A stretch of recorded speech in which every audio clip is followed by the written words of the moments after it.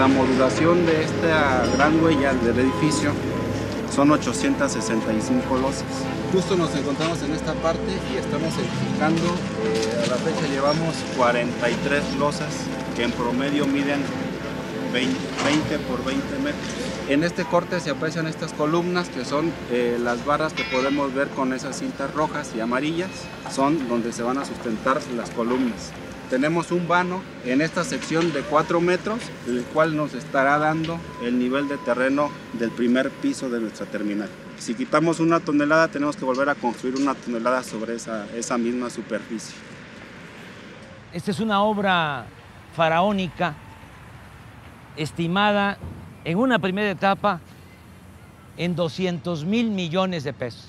Nuestro país no está en condiciones de sufragar, de invertir tanto dinero para resolver un problema que lo podemos atender de otra manera, en forma más económica, austera. Se encapricharon en hacer este nuevo aeropuerto cuando se tiene la opción de hacer 2 pistas nuevas en el aeropuerto militar de Santa Lucía.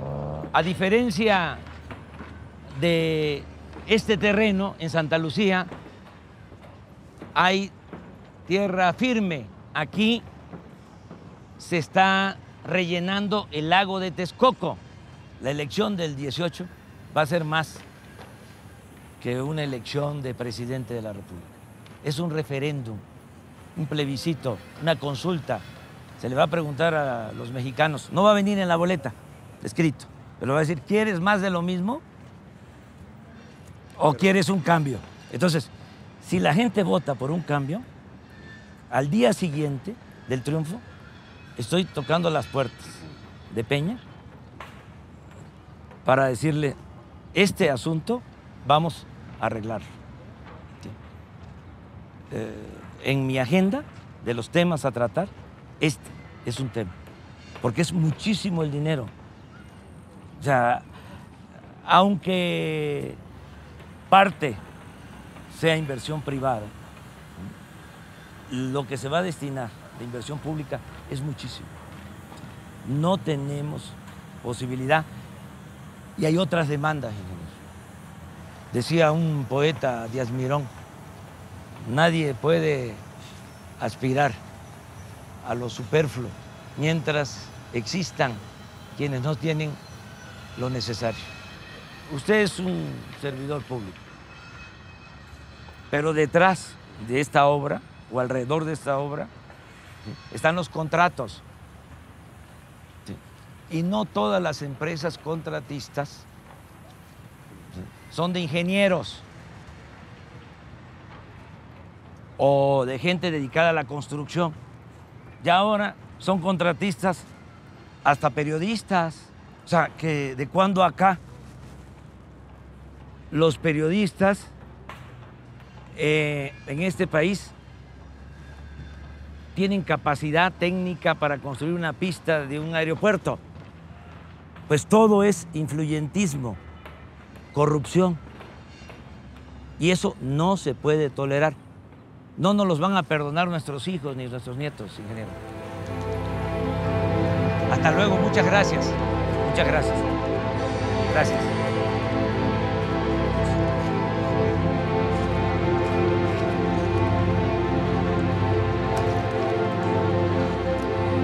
Hasta luego.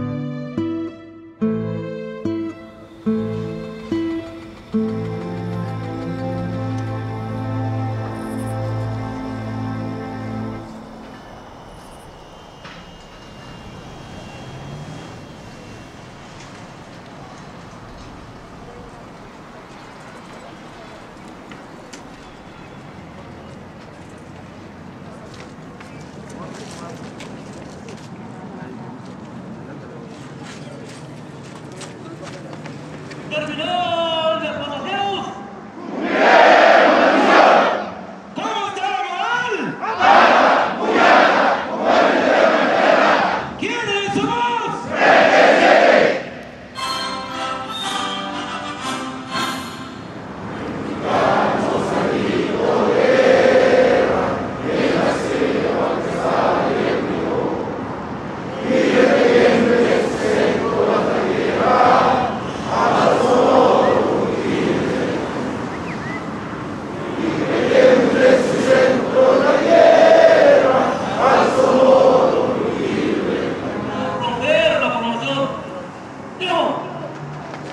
Vale, vámonos a echarle ganas todos, por favor, a cuidarse.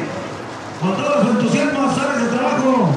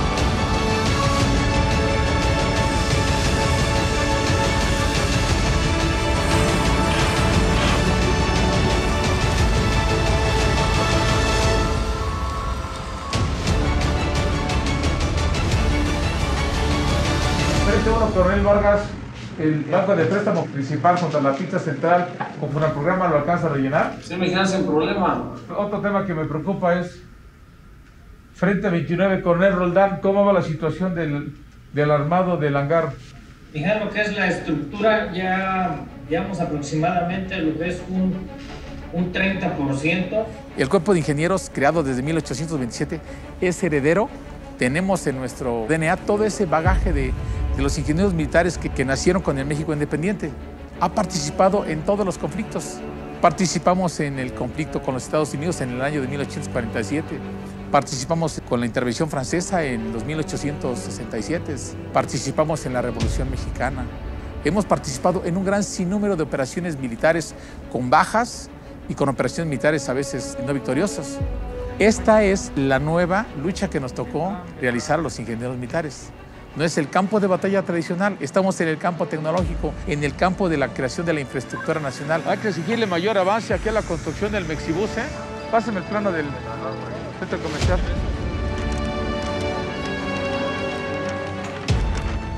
Ya tenemos un avance al 62.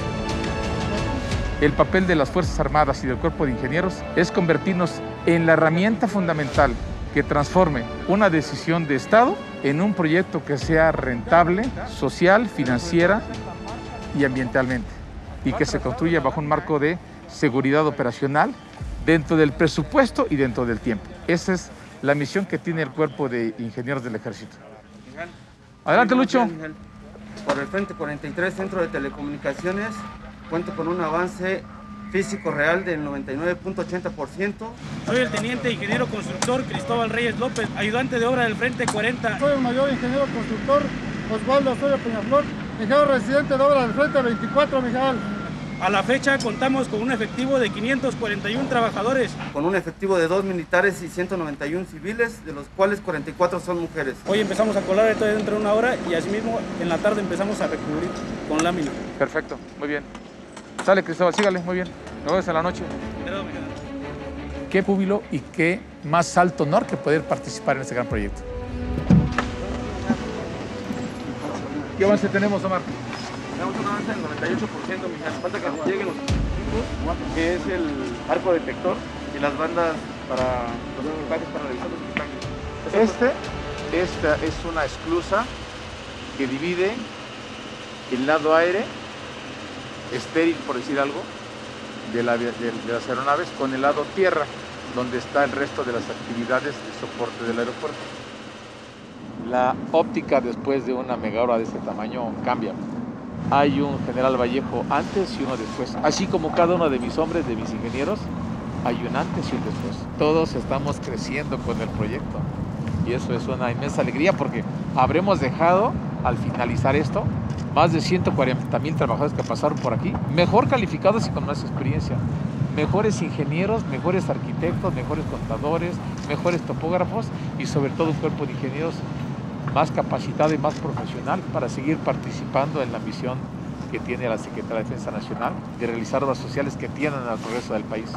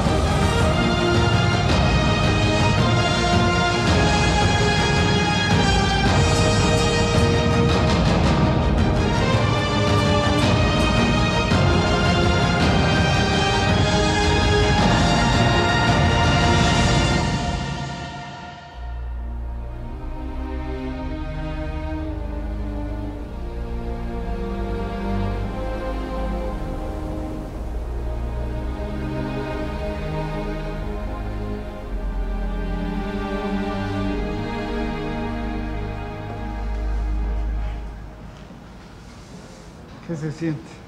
No, pues es una hazaña, porque se hizo el aeropuerto en muy poco tiempo. Es de primer orden en calidad y además con ahorros importantísimos. El aeropuerto que estaba proyectado en Texcoco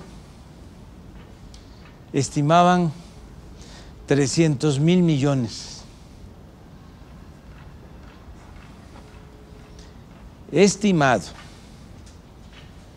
No hay que olvidar que habían estimado hacer el tren Toluca, Ciudad de México en 30,000 y va a costar 90,000. Pero bueno, aceptando de que iban a terminarlo con 300,000, este aeropuerto, mucho mejor,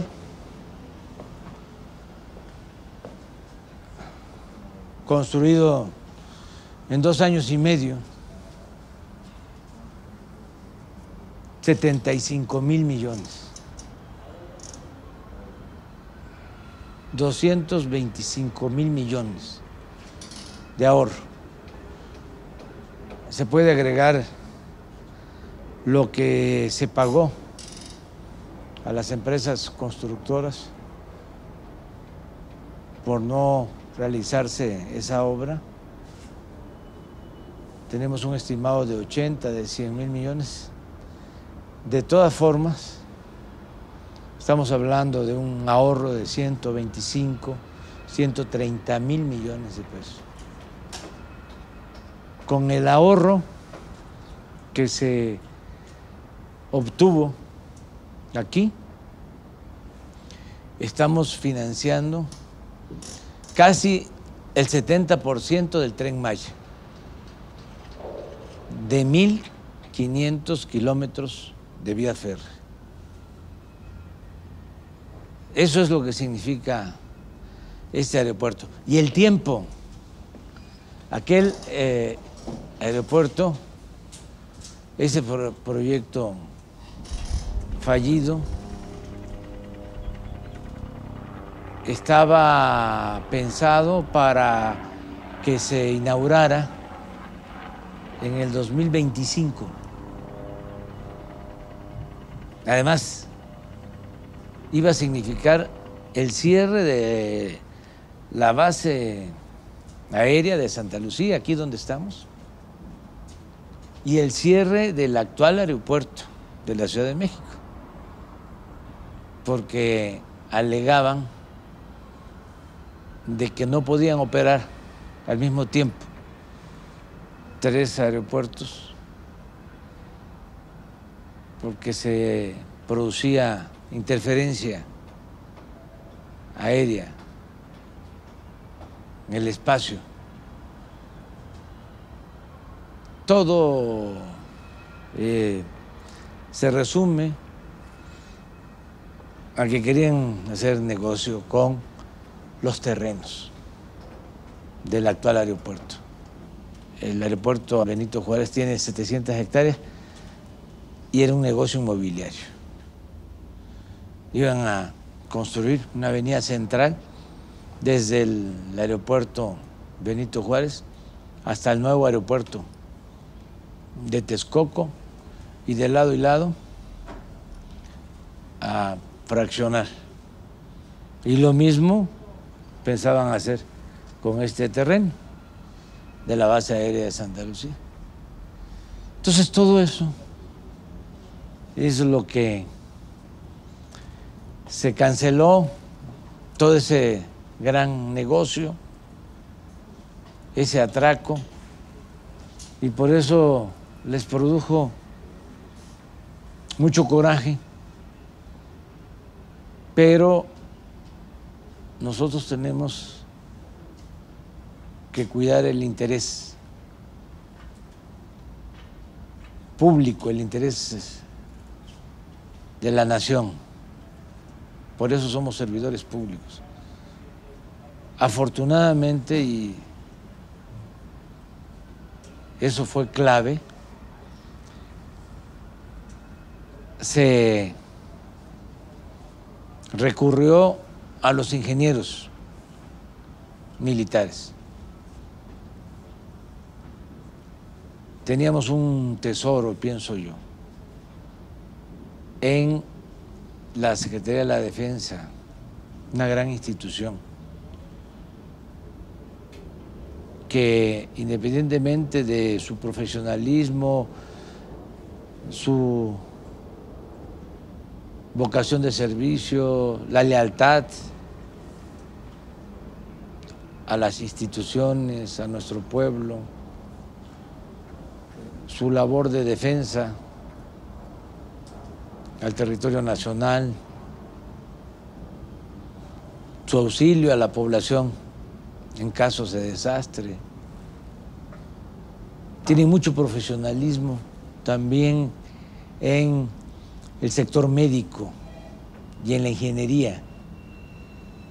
Y eso no se sabe mucho. Ahora más. Se conocía y tiene muy buena fama el hospital militar, los médicos militares, pero no se sabía mucho de los ingenieros militares, que son excepcionales, extraordinarios. Y aquí no hay excusas ni pretextos. Aquí dijimos, inauguramos el 21 de marzo del 2022 y vamos a inaugurar el 21 de marzo del 22.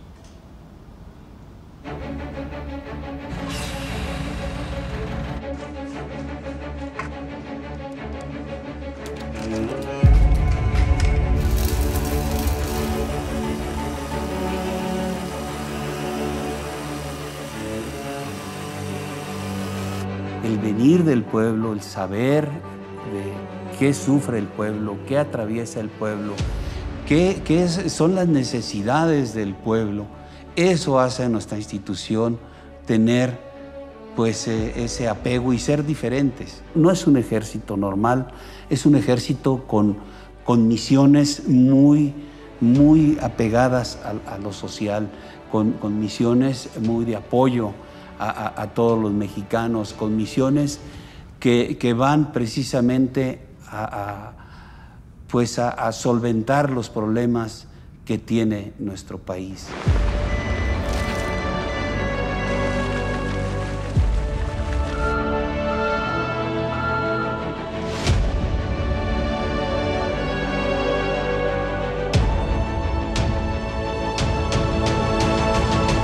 Estamos estructurados para funcionar a través de órdenes, el cumplimiento de las órdenes, porque tenemos esa gran disciplina, esos valores y esas virtudes militares. Entonces, desde el momento que el señor presidente nos da esa instrucción, esa orden de cuidar los derechos humanos, de no violentar los derechos humanos, de no hacer lo que a lo mejor realizamos de una manera que nos llevó a tener algunos problemas. Los mandos de las unidades, los mandos de zona militar, los mandos de región militar se han dado a la tarea de también estar en esa misma línea, cuidando que el personal no viole derechos humanos, que la fuerza que se tiene, las capacidades que se tienen, no sean en contra de la sociedad, sino al contrario, ir y buscar cómo ayudamos a la sociedad. No podemos volcar la fuerza hacia un ciudadano, así sea un delincuente. Así sea un delincuente, tenemos que respetar los derechos humanos. La construcción de la paz no es traer el fusil, no es actuar no es el actuar de las Fuerzas Armadas, es todo lo demás que está atrás de eso, todo lo que el gobierno en turno puede desarrollar para beneficio de la sociedad, y que el señor presidente, la verdad que ha implementado una gran cantidad de programas que poco a poco se va logrando el objetivo, se van rescatando jóvenes, les estamos quitando jóvenes a la delincuencia. Esos programas los llevan a prepararse para enfrentar de una manera diferente la vida, de tener una ocupación, saber un oficio. Hemos cambiado, somos diferentes y hemos participado en todo esto del proyecto del señor presidente. Y simple y sencillamente porque, como lo citaba yo anteriormente, es una instrucción, es una orden. Él es nuestro comandante supremo, porque fue elegido por el pueblo de México. El pueblo de México determinó que el señor presidente fuera quien dirigiera los destinos del país. No vamos a emplear tanques, no vamos a emplear vehículos artillados, no. Vamos a emplear todas esas capacidades que tenemos, que son, dicho militarmente, la parte logística de la institución en beneficio de la sociedad. La fuerza, la capacidad de la institución está volcada a la parte social.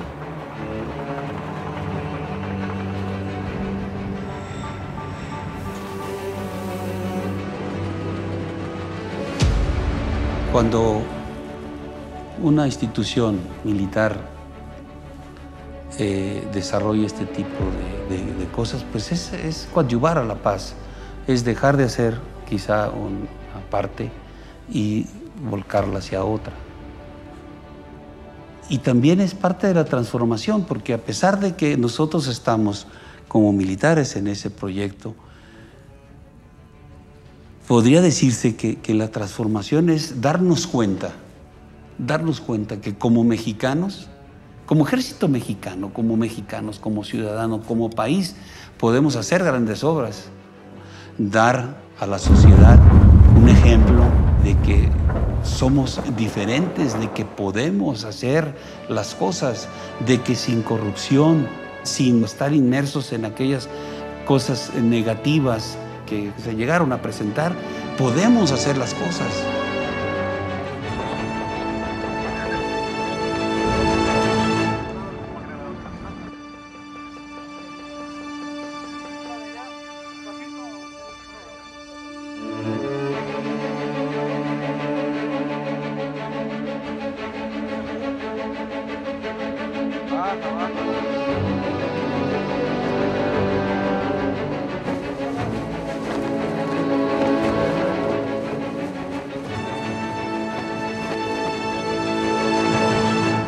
General Felipe Ángeles, permítame presentarme y dar la bienvenida.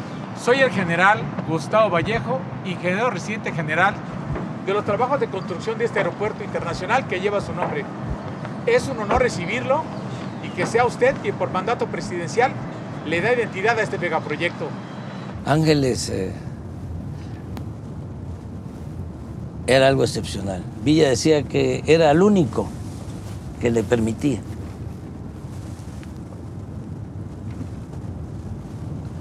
que lo contradijera.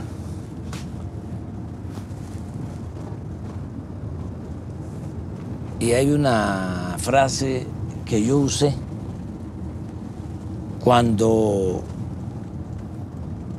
se decidió soltar al hijo del Chapo, porque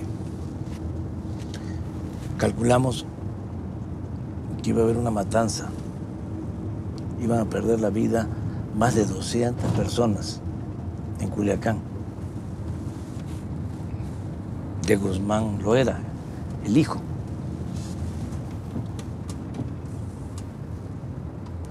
Y yo usé esa frase, que ahora, por decisión del Real Secretario, está en los cuarteles de la tropa, en los cuarteles del país. Es sobre la importancia de la vida. Es una frase bellísima. No puedo recordarlo ahora. No la podría recordar de memoria, pero es una frase de Ángeles. Eso es Ángeles, es algo excepcional. Por eso se decidió que este aeropuerto lleve su nombre. Además, él va a la cárcel o lo detiene Huerta junto a Madero y a Pino Suárez, pero a él lo libera porque el general Ángeles tenía mucho prestigio en el ejército. Lo libera y luego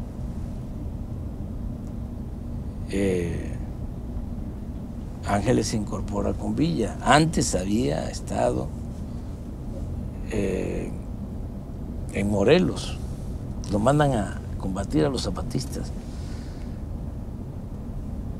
y aún en esas circunstancias los zapatistas le tenían un gran respeto porque no cometía las barbaridades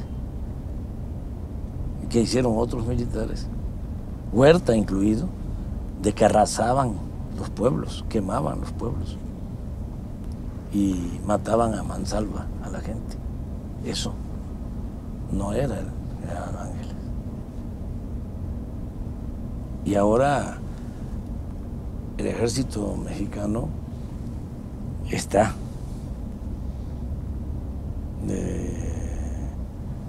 haciendo honor a ese proceder. Ya no es un ejército que por órdenes superiores tenía que reprimir. No. Ya es un ejército en el que se habla cada vez más, y no solo se habla, se practica el respeto a los derechos humanos. Por eso, con mucho orgullo, yo digo de que es un ejército revolucionario. No se tiene un ejército así en otros países. Es un ejército surgido de un movimiento revolucionario y por eso el soldado es pueblo uniformado.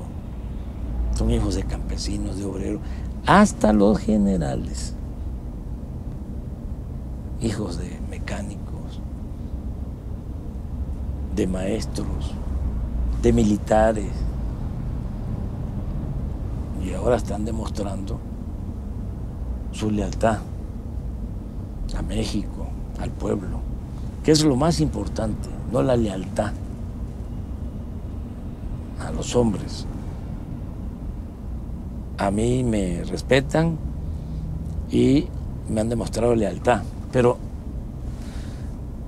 esa lealtad es importante porque México tiene que seguir siendo un país gobernado por civiles y así se entiende en el ejército. Pero la lealtad más importante es la lealtad al pueblo y la lealtad a la nación. Y así está formado el ejército mexicano. Bueno, vamos a bajar. Señor presidente, el AIFA no es un aeropuerto más. Es un aeropuerto de clase mundial. Con 3 pistas de aterrizaje como no hay en el país y muy pocos en Latinoamérica.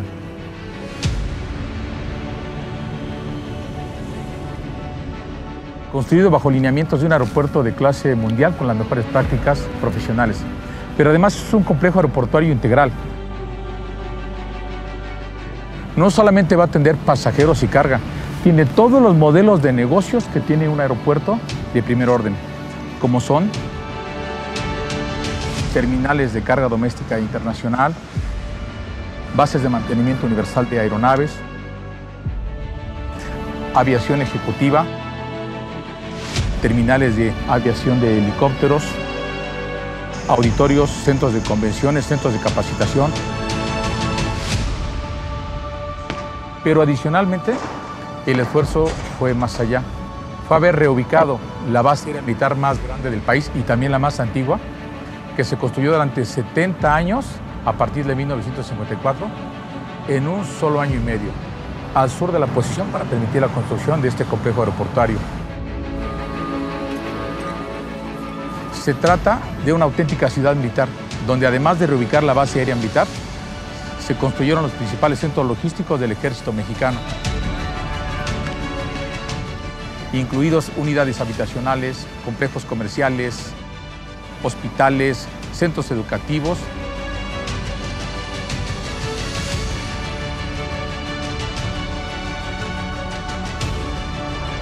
Y un corredor museístico donde tenemos 3 museos, uno dedicado a la aviación,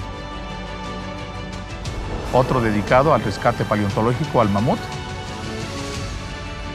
y otro más al tren presidencial Olivo.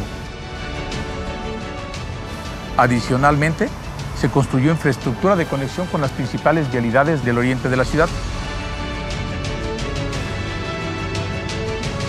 que incluyen un sistema de vía y una terminal para el tren suburbano exactamente enfrente de la terminal de pasajeros.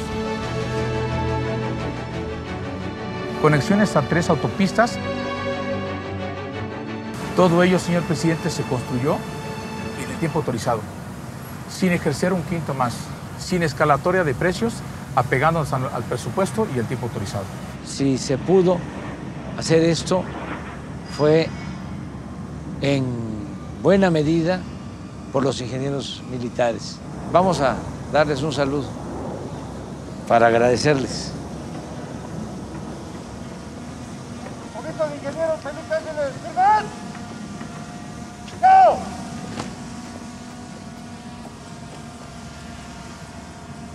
Mujeres, hombres, ingenieros militares que han estado a cargo de esta importante obra,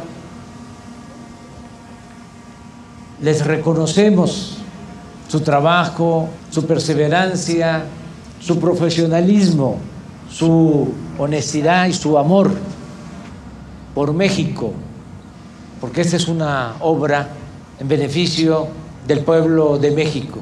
Están ustedes cumpliendo cabalmente con las normas, con la ley que define el funcionamiento de las Fuerzas Armadas y están ayudando al desarrollo de nuestro país. Otros países presumen sus obras. Nosotros tenemos mucho de qué presumir con esta obra, que, repito, se llevó a cabo gracias a la responsabilidad, al profesionalismo, a la entrega de ustedes, ingenieros militares, mujeres y hombres, y mi agradecimiento al general Vallejo, un ingeniero y militar ejemplar. Y muchas gracias también, mi reconocimiento al general secretario Luis Crescencio Sandoval González, secretario de la Defensa, que me ha estado respaldando, apoyando con entrega, con lealtad. De modo que muchas gracias a todas, a todos ustedes. Transmitan mi agradecimiento a sus familiares, porque ustedes se aplicaron aquí día y noche y ellos también ayudaron, permitiéndoles dedicar todo este tiempo en bien del país, en bien de la patria. Muchas gracias. Cambiemos, por favor.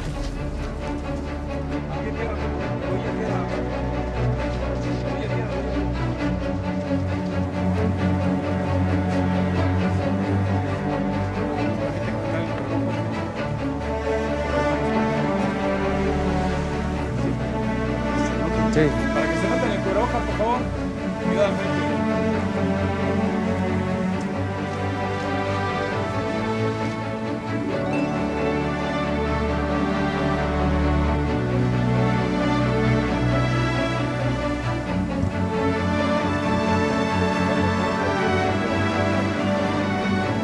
Sí.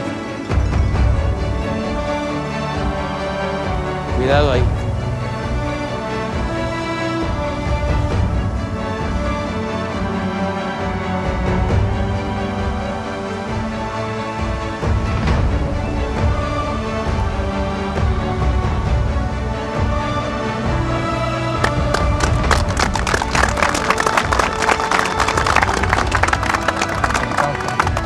Muchas felicidades. Competimos con cualquier aeropuerto del mundo, con cualquiera estamos en calidad de infraestructura. Tan solo esta estructura, este edificio tiene 65,000 toneladas de acero en 1,098 metros de longitud. Es como 3 portaaviones nucleares, señor presidente, clase Nimitz de 330 metros de longitud, de ese tamaño en cuanto a acero. El puro concreto que elaboramos en la obra es como haber fabricado 57 estadios aztecas, señor presidente, en 2 años y medio. Aquí se va a quedar un equipo mínimo de ingenieros que le va a servir al operador para que todo lo que quiera aquí de adecuaciones cuando ya entren las empresas. Sí.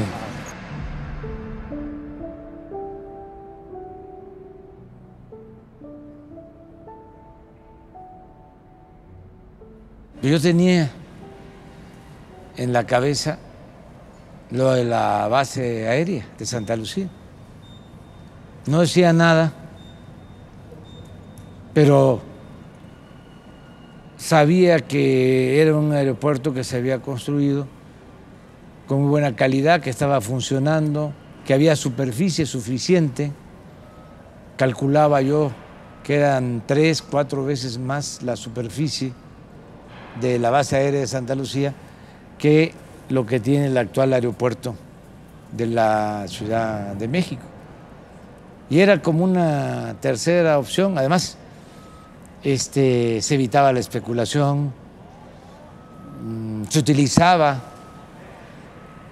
ya un espacio público. Pasó el tiempo y empezaron a hacer el aeropuerto de Texcoco y empezaron las protestas porque no es posible de manera racional hacer un aeropuerto en un lago. Se puede hacer hasta en medio del océano, pero cuesta mucho. Además, ¿cómo se le da mantenimiento? Esa es una zona de hundimientos. Es la zona más baja de todo el Valle de México. Escogieron el peor espacio. Ahí desembocan muchos ríos. Entonces, entre otras cosas, pues no iba a quedar bien el aeropuerto. Iba a costar mucho. Y recuerdo que estando en campaña, le pedí al ingeniero Riobó que hiciera un recorrido por la base aérea de Santa Lucía. Se portó muy bien el comandante, el encargado de la base aérea, y le permitió entrar, y nos dimos cuenta de que pues era el sitio apropiado Y a partir de ahí dijimos, Santa Lucía. Y fue cuando empezamos a promover el proyecto. Y en ese entonces, ¿te acuerdas? Fuimos a Texcoco, que ya habían empezado y además estaban apuradísimos, tratando de rellenar el lago. Acabaron con cerros, devastaban cerros completos para rellenar y gastando mucho dinero. Una vez que ganamos, pues todo se precipitó, porque lo que querían era que ya diéramos como un hecho que se tenía que hacer el aeropuerto, porque ni modo que tomáramos la decisión de cancelarlo. Entonces, lanzaron bonos, comprometieron recursos a futuro. De todas formas, decidimos consultar a la gente, preguntarle a la gente, y la mayoría opinó de que no se hiciera la obra en Texcoco y se construyera aquí. Sabia decisión. Pero aun cuando se tomó esa decisión y se aplica el principio de mandar obedeciendo, que es un principio democrático, necesitábamos hacer la obra, convertir esa idea en realidad. Y mira, y no voy a dejar de mencionar que se pudo, sí se pudo, por el apoyo de la Secretaría de la Defensa, de los ingenieros militares y desde luego de los trabajadores de la construcción de nuestro país, que son excepcionales, son de los mejores trabajadores de la construcción del mundo. Trabajaron también empresas de la construcción, a las que les agradecemos mucho porque cumplieron. A mí me gustaría que el general Vallejo explicara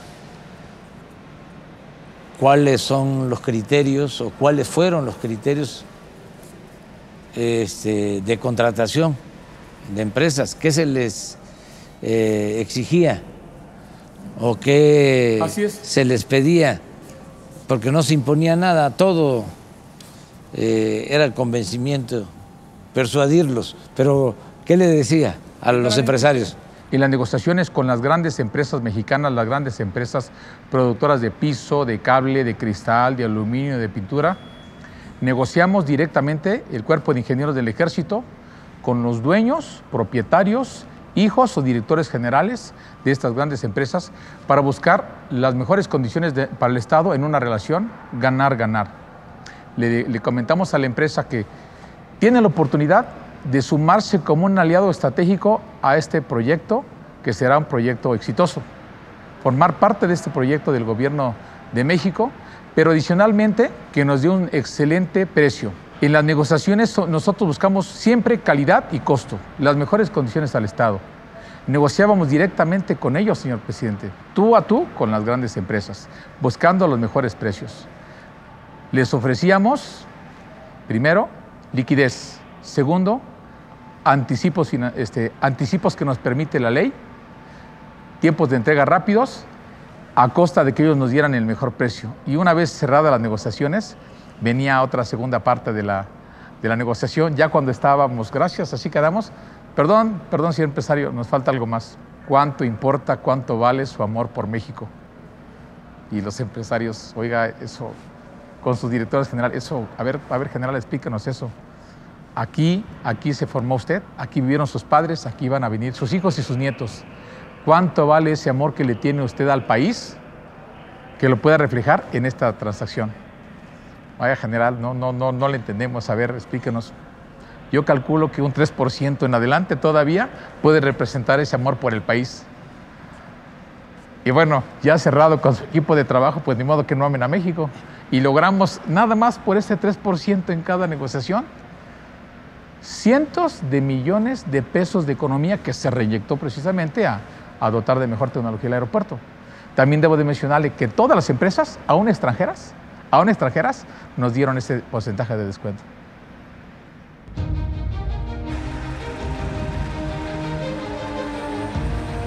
No es demagogia. Me siento muy orgulloso del pueblo de México. Represento un pueblo extraordinario.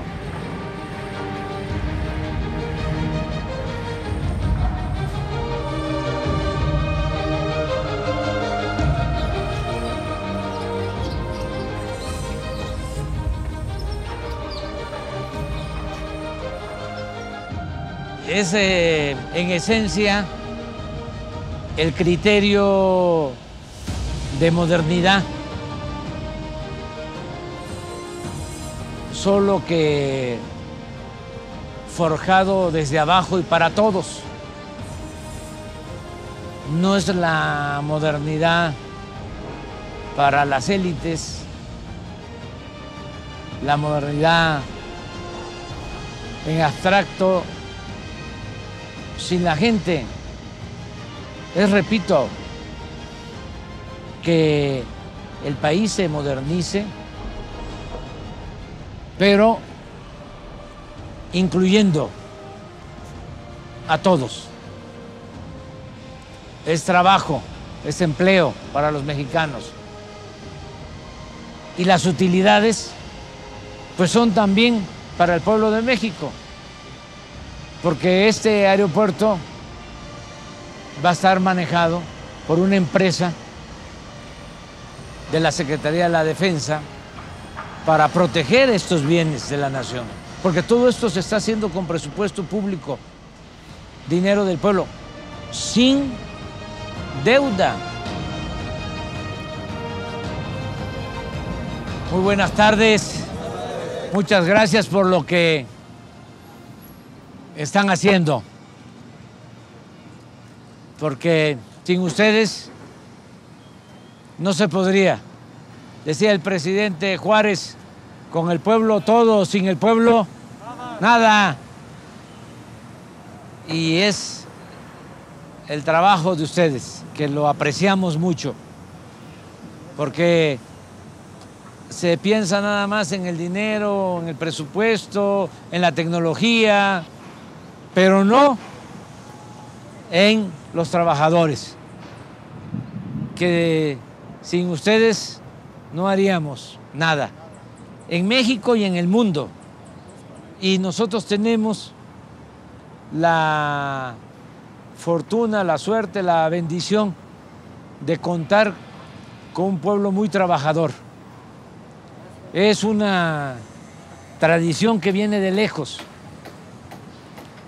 Los trabajadores de la construcción de México son de los mejores del mundo. Nuestros paisanos que se van a buscarse la vida a Estados Unidos, allá se les solicita porque son muy buenos. Los trabajadores de la construcción, fierreros, que son como artistas, que hacen las grandes obras como esta. Por eso, a través de ustedes, queremos transmitir un reconocimiento a todos los trabajadores de la construcción de nuestro país y en especial a los trabajadores que están haciendo posible esta gran obra, que como ustedes saben es en beneficio de nuestro pueblo, para el progreso de México, para el desarrollo de nuestra nación. Entonces, no es un negocio particular, que es válido que se hagan los negocios particulares y que se obtengan ganancias razonables. Nosotros no estamos en contra de eso. Nosotros no estamos en contra de los empresarios.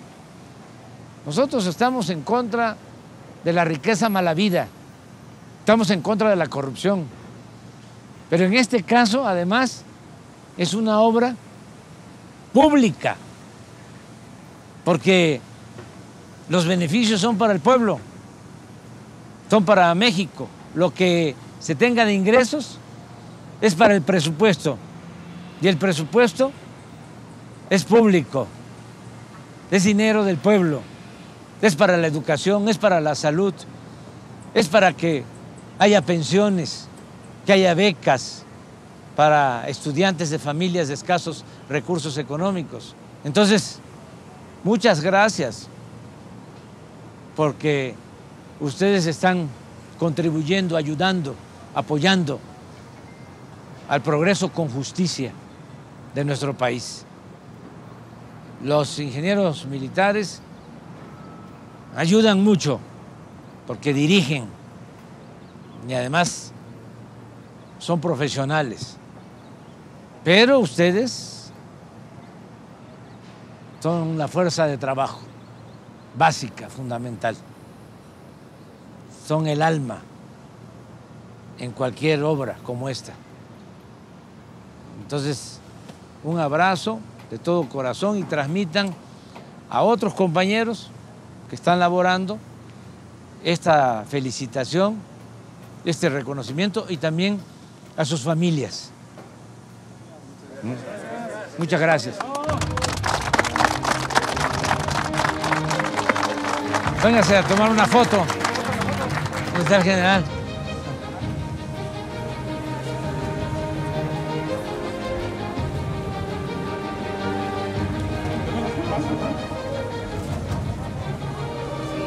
Y se permite que se quiten por lo pronto, un rato nada más el cubreboca para que se conozcan cuando salga la foto.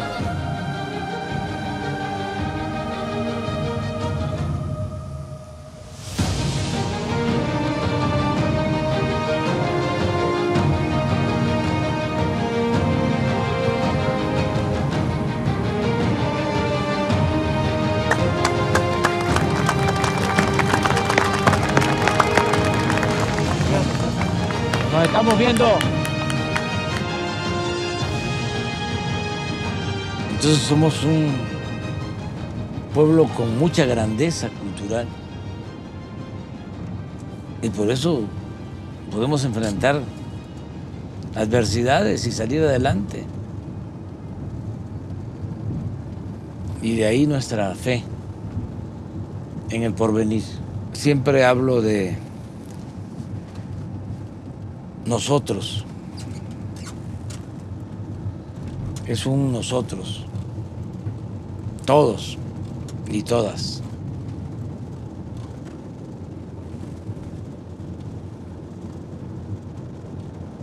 No se hace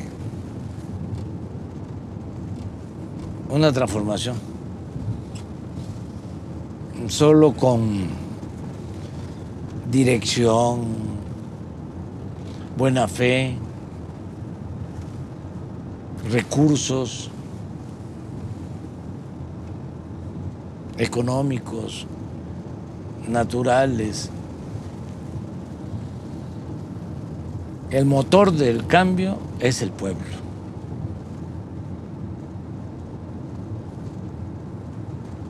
Eso es lo mero principal.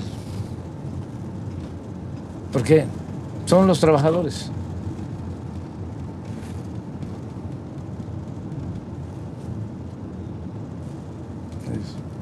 Ellos.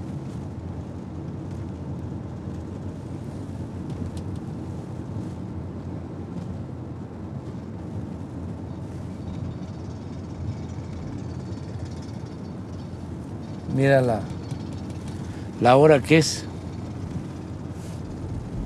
El sol, el calor. Ahí están.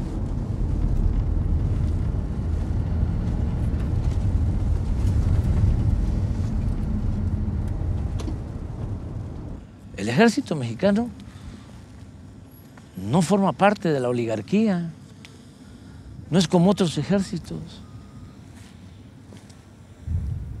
Y cuando hablas de el ejército que no combate se corrompe y el ejército que combate se corrompe más, yo te diría que eso también está cambiando, porque depende mucho del comandante supremo. Los errores que se han cometido utilizando al ejército para reprimir al pueblo, lo que fue el 68 y esta última etapa de utilizar al ejército de manera ilegal, porque no está en la Constitución o no estaba en la Constitución, para tareas de seguridad pública. Y ponerlos a ejecutar acciones violentas y a veces masacres, aún tratándose de enfrentamientos contra narcotraficantes y la consigna de mátalos en caliente, el grado de letalidad durante el gobierno de Calderón, en donde en los enfrentamientos, y eso se puede probar, eran más siempre los muertos que los heridos y los detenidos, porque el que quedaba herido lo remataban. Pero eso, y lo del 68 y todos esos horrores, se ejecutaron por órdenes superiores de los comandantes supremos, de los presidentes de la República. Mientras yo esté en la presidencia, nunca voy a dar la orden de reprimir al pueblo. ¿Quién cargó con todas esas manchas que son difíciles de borrar? El ejército, las instituciones militares. Entonces ya es otra época, es otro tiempo. Es vincular más al ejército, que es pueblo, con el pueblo. No separarlo. Y respeto a los derechos humanos. Y afianzar como principio básico la honestidad. Yo estoy muy